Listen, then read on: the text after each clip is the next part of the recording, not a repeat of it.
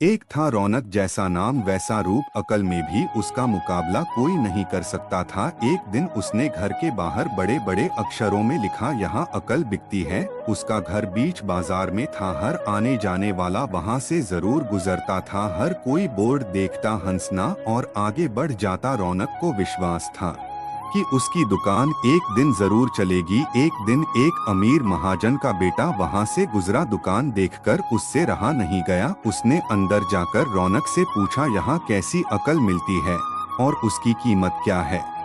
उसने कहा, यह इस बात पर निर्भर करता है कि तुम इस पर कितना पैसा खर्च कर सकते हो। गंपू ने जेब से 1 रुपया निकालकर पूछा, इस रुपए के बदले कौन सी अकल मिलेगी और कितनी? भई 1 रुपए की अकल से तुम 1 लाख रुपया बचा सकते हो। गंपू ने 1 रुपया दे दिया। बदले में रौनक ने एक कागज पर लिख कर दिया, जहाँ 2 आदमी लड़ झगड़ रहे वहाँ खड़े रहना बेवकूफी है।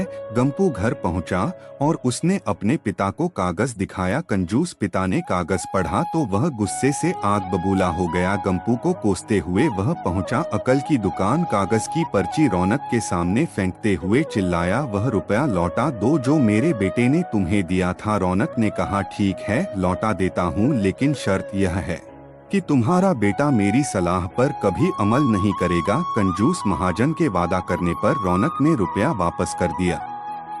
उस नगर के राजा की 2 रानियां थीं। एक दिन राजा अपनी रानियों के साथ जौहरी बाजार से गुजरा। दोनों रानियों को हीरों का एक हार पसंद आ गया। दोनों ने सोचा महल पहुंचकर अपनी दासी को भेजकर हार मंगवा लेंगी। संयोग से दोनों दासियां एक ही समय पर हार लेने पहुंची। बड़ी रानी की दासी बोली, मैं बड़ी रानी की सेवा करती हूं, इसलिए हार मैं लेकर जाऊंगी। दूसरी बोली, पर राजा तो छोटी रानी को ज्यादा प्यार करते हैं, इसलिए हार पर मेरा हक है।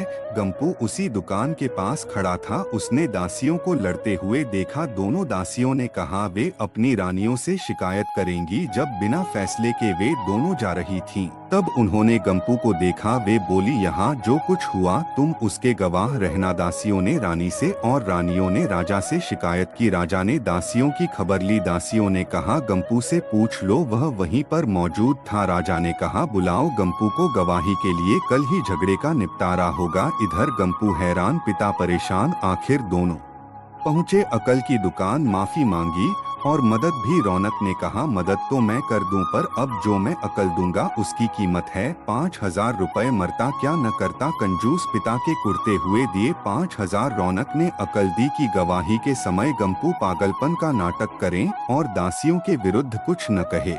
अगले दिन गंपू पहुंचा, दरबार में करने लगा पागलों जैसी हरकतें। राजा ने उसे वापस भेज दिया और कहा, पागल की गवाही पर भरोसा नहीं कर सकते। गवाही के अभाव में राजा ने आदेश दिया, दोनों रानी अपनी दासियों को सजा दें, क्योंकि यह पता लगाना बहुत ही मुश्किल है कि झगड़ा किसने शुरू किया। बड़ी रानी तो बड़ी खुश हुई, छोटी को बहुत गुस्सा आया। गंपू को पता चला कि छोटी रानी उससे नाराज हैं, तो वह फिर अपनी सुरक्षा के लिए परेशान हो गया। फिर पहुंचा अकल की दुकान। रौनक ने कहा, इस बार अकल की कीमत 10,000 रुपए। पैसे लेकर रौनक बोला, एक ही रास्ता है, तुम वह हार खरीद कर छोटी रानी को उपहार में दे दो। गंपू सकते में आ गया, बोला, अरे ऐसा कैसे हो सकता है, उसकी कीमत तो 1 लाख रुपए है। रौनक बोला, कहा था ना उस दिन जब तुम पहली बार आए थे कि 1 रुपए की अकल से तुम 1 लाख रुपए बचा सकते हो। इधर गंपू को हार खरीद कर भेंट करना पड़ा, उधर अकल की दुकान चल निकली। कंजूस महाजन सिर पीट कर रह गया।